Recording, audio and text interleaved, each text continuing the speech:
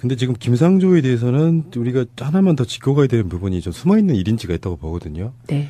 그게 왜 언론들이 김상조에 대해서 흠집을 잡으려고 엄청 노력했을까 하는 부분이 저는 그렇게 봐요. 대리점 거래 공정화에 관한 법률, 이걸 이제 흔히 말해 남양유업법이라고 하는데 네. 대리점과 본사의 갑질 문제가 굉장히 사회적 화제가 된 적이 있잖아요. 네. 논란이. 그때 지금 신문사도 그런 기업으로 본 건데 평균 매출액이 600억 이상인 게 우리나라의 신문사들 중에 6개밖에 안 된대요. 조중동, 한겨레, 매경, 한경 이렇게. 그러니까 그 사람들이 봤을 때 그게 신문사 같은 경우는 기업들 간에 있어 불공정 거래에 있어서의 대상이 되면 안 된다라고 계속 했는데 김상조 지금 공정거래위원장 내정자가 거기에 확실하게 어떤 확신을 갖고 있는 사람이다. 그래서 네. 한겨레만 해도 최근에 언론들 논란이 있지 않습니까? 한경호 논란. 네. 그래서 그 지점에서 한겨레도 원래 주주들의 목적과 다르게 그런 식으로 변질됐다고 하는 대표적인 사람 중에 한 사람이라는 거예요. 언론관이. 그러니까 조중동 플러스 그렇게까지 김상조를 털어대는 이유가 사실은 그런 게 아니겠느냐라고 한번 의심해보는 거죠. 그러니까 일단 김상조를 누가 좋아하고 누가 싫어할까를 생각하시면 답이 나와요. 누가 좋아할까요? 우리들이 좋아하죠. 김상조 부인이 좋아하시죠. 아, 사랑하시고 그분은. 근데 우리들이 김상조 되기를 원하잖아요. 그 이유가 뭔지 생각하시면 답 나오죠.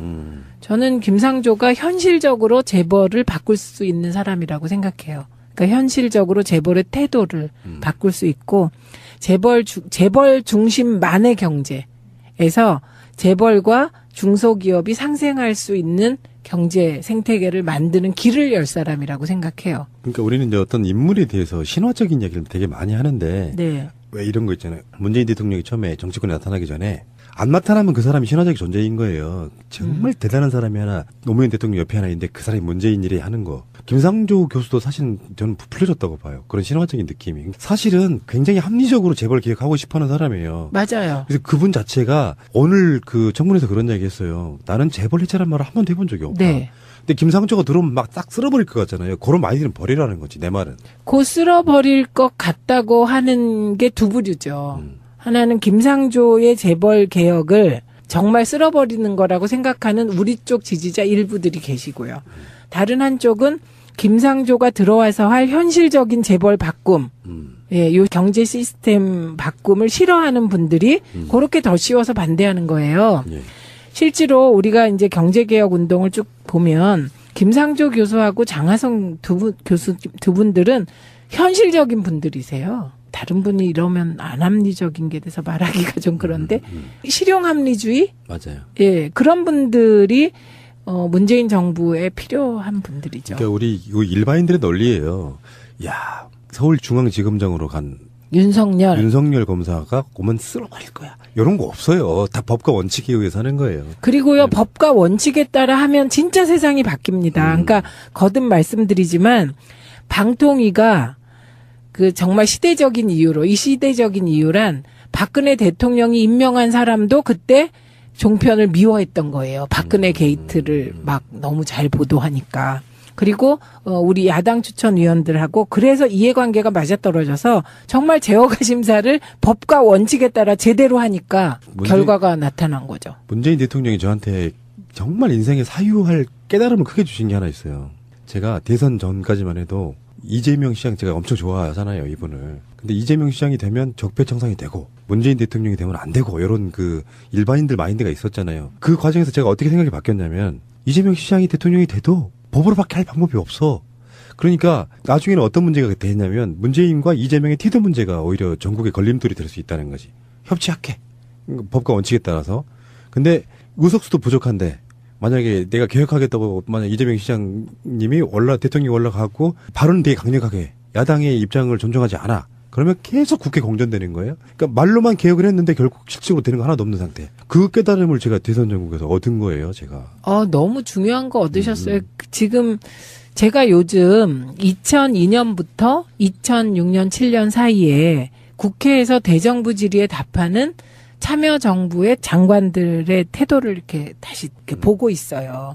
그런데 그걸 보면 진짜 반성이 돼요. 기회 되시면 한번 보세요. 우리가 지금 문재인 정부에서 그렇게 하시길 원하는 건지. 어떤 때는요, 그 장관들이 답변하는 게 아니라 싸워요. 그런데 그때 저도 속이 엄청 시원했거든요. 근데 지금 보니까, 저래서 우리가 나중에 국민들이 우리를 정말 버리셨고서 530만 표 차로 지게 된 거구나. 그중에 한 요인이구나. 이런 생각이 들어요.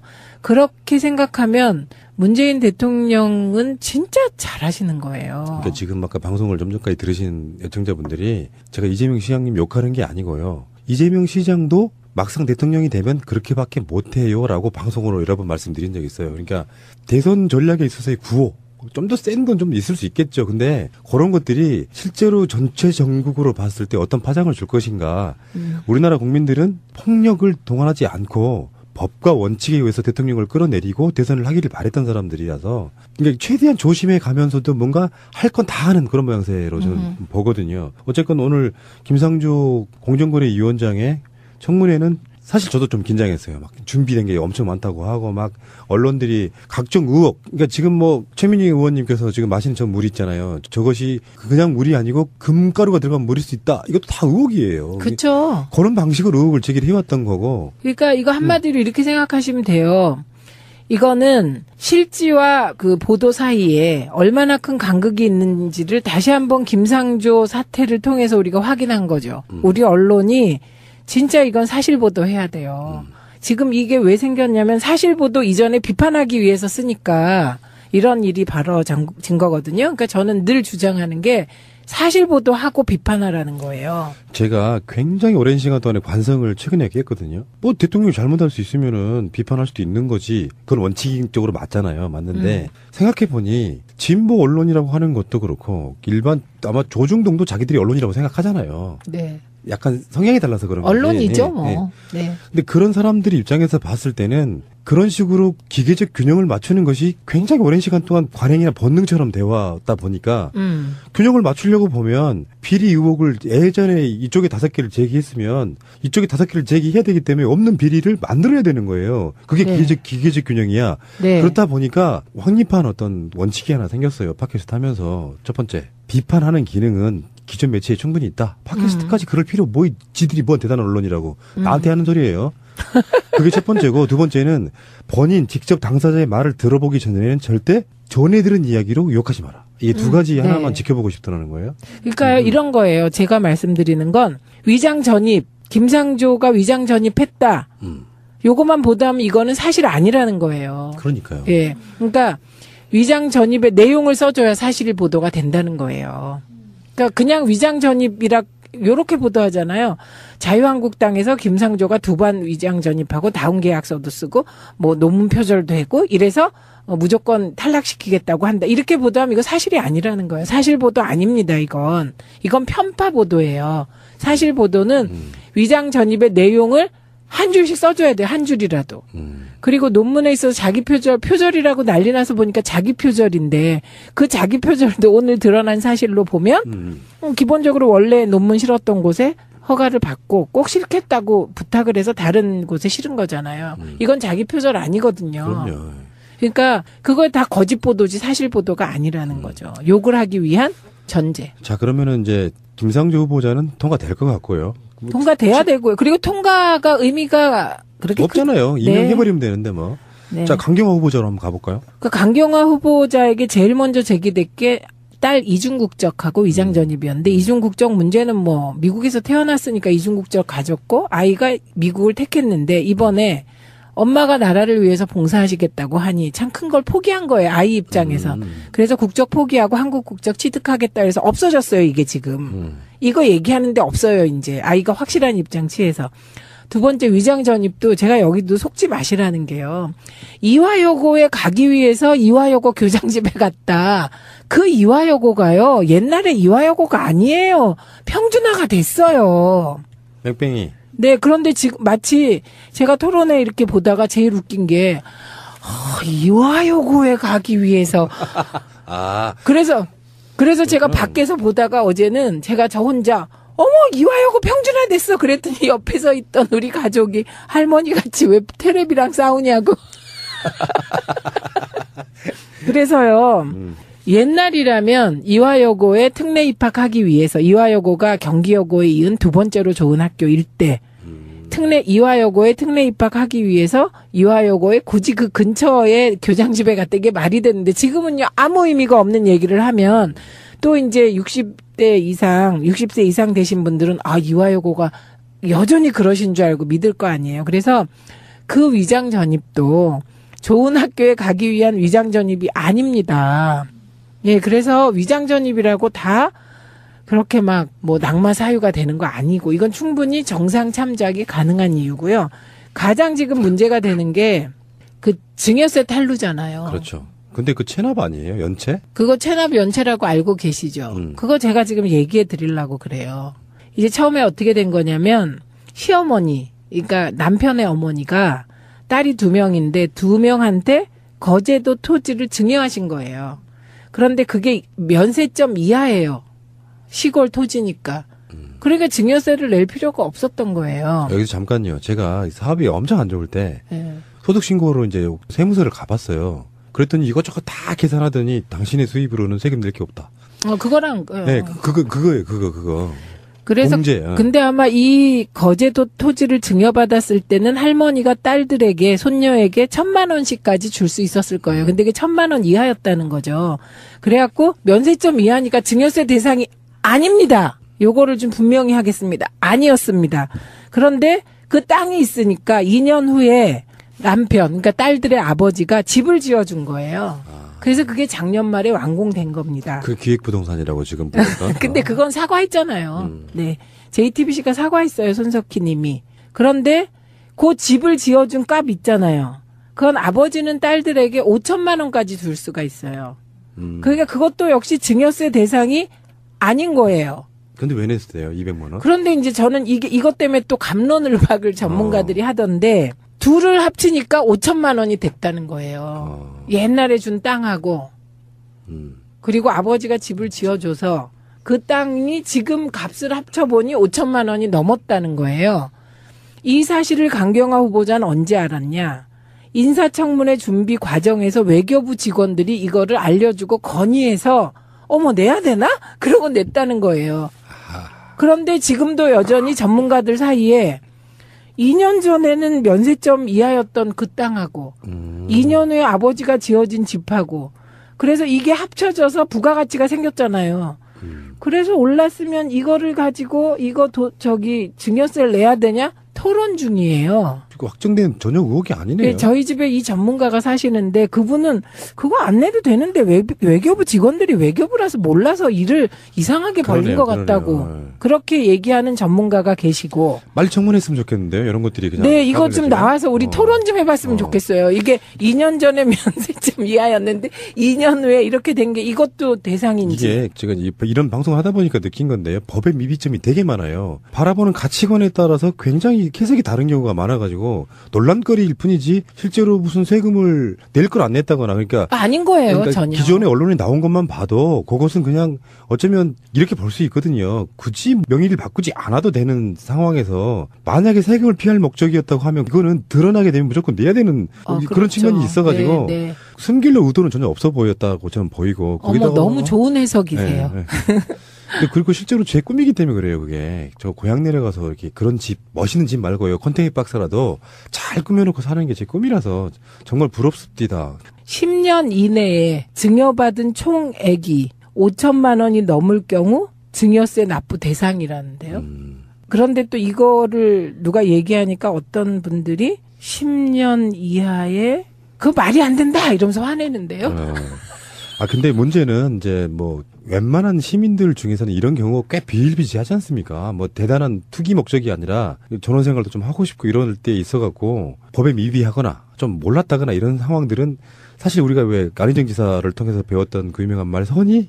악의 이럴 때 악의성이 없다고 더군다나 투기 목적이 없는데 거기에 대해서 이제 언론들이 까는 목적으로 뭔가를 계속 꺼내기 시작하니까 이게 그 신부님 논리에 의하면 이런 거예요. 어제 방송 나가에 잽을 자꾸 맞게 되면 결국엔 그게 우리가 권투라는 게 그런 거거든요. 가랑비에 옷 젖는다? 잽을 막 맞으면 나중에 그 못 일어나요. 한 방에 떨어지는 건 금방 일어나는데 골병이 된 거죠. 매 골병.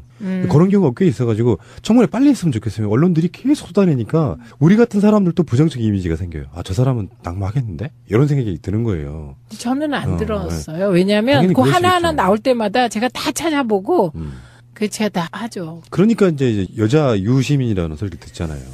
사실 디테일에는 제가 좀 더 강한 것 같은데. 저도 그렇게 생각해요. 유시민 작가도 지금 썰전 같은 데 나오셔가지고 상대가 전원책이어서 그렇지. 의원님이 원래 전원책 변호사하고 방송 같이 하셨잖아요. 대선 전에. 지금도 네. 하시는지 모르겠는데 하여튼 네. 그거? 근데 전원책 상대하는 건 제가 봤을 때 유시민 작가보다 헐나세요. 아, 이것이 정치다 해서 네. 저는요, 그분이 하는 아주 작은 그 문재인 후보 비하도 그냥 넘어간 거 없어요. 그러니까. 아주 작은 디테일까지. 유시민 작가는 좀 사람 좀 좋은 거 통이- 보여주잖아. 저보다 사람 통이- 좋은 거 보여주잖아. 예, 저보다 통이 크세요. 저는 통이 안 커서 조금이라도 우리 후보에 대해서 그 흠집을 내면 제가 사실은 감정이 좀 댄싱이 가요. 그래서 그거를 다 하나하나 아주 작은 것도 제가 찝었어요. 그런데요. TV조선 쪽에서 저에게 감사의 말을 전했어요. 왜요? 그러면서 이렇게 얘기하더군요. 민주당에서 나온 분이 의원님처럼 해주셔야 방심이 안 걸린대요. 반론권을 보장해서. 그런데 통 큰 분이 나오셔서 대충 넘어가면 반드시 심의 요청이 들어온대요. 반론권 안 줬다고. 그런데 제가 나온 프로그램은 한 번도 심의에서 걸린 적이 없다네요. 적어보세요. 그 상대방이 적어보세요. 저분은 다 반론권을 자기가 찾아서 쓰셨잖아요. 이렇게 된대요. 그러니까 요약하면은 TV조선은 최민희 때문에 사람 됐다. 근데 지금 김상조에 대해서는 우리가 하나만 더 짚고 가야 되는 부분이 좀 숨어있는 1인치가 있다고 보거든요. 네. 그게 왜 언론들이 김상조에 대해서 흠집을 잡으려고 엄청 노력했을까 하는 부분이 저는 그렇게 봐요. 대리점 거래 공정화에 관한 법률, 이걸 이제 흔히 말해 남양위법이라고 하는데 네. 대리점과 본사의 갑질 문제가 굉장히 사회적 화제가 된 적이 있잖아요. 네. 논란이. 그때 지금 신문사도 그런 기업으로 본 건데 평균 매출액이 600억 이상인 게 우리나라의 신문사들 중에 6개밖에 안 된대요. 조중동, 한겨레, 매경, 한경 이렇게. 그러니까 그 사람들이 봤을 때 그게 신문사 같은 경우는 기업들 간에 있어 불공정 거래에 있어서의 대상이 되면 안 된다라고 계속 했는데 김상조 지금 공정거래위원장 내정자가 거기에 확실하게 어떤 확신을 갖고 있는 사람이다. 그래서 네. 한겨레만 해도 최근에 언론들 논란이 있지 않습니까? 한경호 논란. 네. 그래서 그 지점에서 한겨레도 원래 주주들의 목적과 다르게 그런 식으로 변질됐다고 하는 대표적인 사람 중에 한 사람. 이거 일반인들의 논리예요. 야, 서울중앙지검장으로 간 윤석열 검사가 오면 쓸어버릴 거야. 이런 거 없어요. 다 법과 원칙에 의해서 하는 거예요. 그리고요, 법과 원칙에 따라 하면 진짜 세상이 바뀝니다. 그러니까 거듭 말씀드리지만 방통위가 그 정말 시대적인 이유로, 이 시대적인 이유란 박근혜 대통령이 임명한 사람도 그때 종편을 미워했던 거예요. 박근혜 게이트를 막 너무 잘 보도하니까. 그리고 우리 야당 추천위원들하고 그래서 이해관계가 맞아떨어져서 정말 제어가 심사를 법과 원칙에 따라 제대로 하니까 결과가 나타난 거죠. 문재인 대통령이 저한테 정말 인생에 사유할 깨달음을 크게 주신 게 하나 있어요.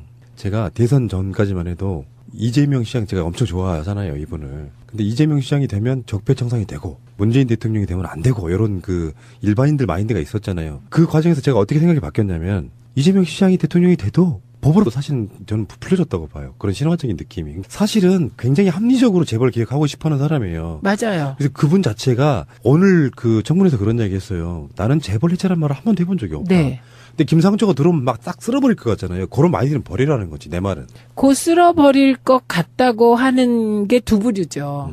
하나는 김상조의 재벌 개혁을 정말 쓸어버리는 거라고 생각하는 우리 쪽 지지자 일부들이 계시고요. 다른 한쪽은 김상조가 들어와서 할 현실적인 재벌 바꿈, 예, 요 경제 시스템 바꿈을 싫어하는 분들이 그렇게 더 씌워서 반대하는 거예요. 예. 실제로 우리가 이제 경제개혁 운동을 쭉 보면 김상조 교수하고 장하성 두 분들은 현실적인 분들이세요. 다른 분이 이러면 안합리적인 게 돼서 말하기가 좀 그런데 실용합리주의? 맞아요. 예, 그런 분들이 문재인 정부에 필요한 분들이죠. 그러니까 우리 힘이라는 거예요, 언론관이. 그러니까 조중동 플러스 그렇게까지 김상조를 털어대는 이유가 사실은 그런 게 아니겠느냐라고 한번 의심해보는 거죠. 그러니까 일단 김상조를 누가 좋아하고 누가 싫어할까를 생각하시면 답이 나와요. 누가 좋아할까요? 우리들이 좋아하죠. 김상조 부인이 좋아하시죠. 아, 사랑하시고 그분은. 근데 우리들이 김상조 되기를 원하잖아요. 그 이유가 뭔지 생각하시면 답 나오죠.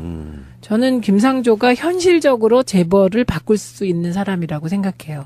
그러니까 현실적으로 재벌의 태도를 바꿀 수 있고 재벌 중심만의 경제에서 재벌과 중소기업이 상생할 수 있는 경제 생태계를 만드는 길을 열 사람이라고 생각해요. 그러니까 우리는 이제 어떤 인물에 대해서 신화적인 이야기를 되게 많이 하는데 네. 왜 이런 거 있잖아요. 문재인 대통령이 처음에 정치권에 나타나기 전에 안 나타나면 그 사람이 신화적 존재인 거예요. 정말 대단한 사람이 하나 노무현 대통령 옆에 하나 있는데 그 사람이 문재인 일에 하는 거. 김상조 교수도 밖에 할 방법이 없어. 그러니까 나중에는 어떤 문제가 되냐면 문재인과 이재명의 태도 문제가 오히려 전국에 걸림돌이 될 수 있다는 거지. 협치학회. 법과 원칙에 따라서. 근데 의석수도 부족한데 만약에 내가 개혁하겠다고 만약 이재명 시장님이 대통령이 올라가고 발언은 되게 강력하게 야당의 입장을 존중하지 않아. 그러면 계속 국회 공전되는 거예요. 그러니까 말로만 개혁을 했는데 결국 실질적으로 되는 거 하나도 없는 상태. 그 깨달음을 제가 대선 전국에서 얻은 거예요, 제가.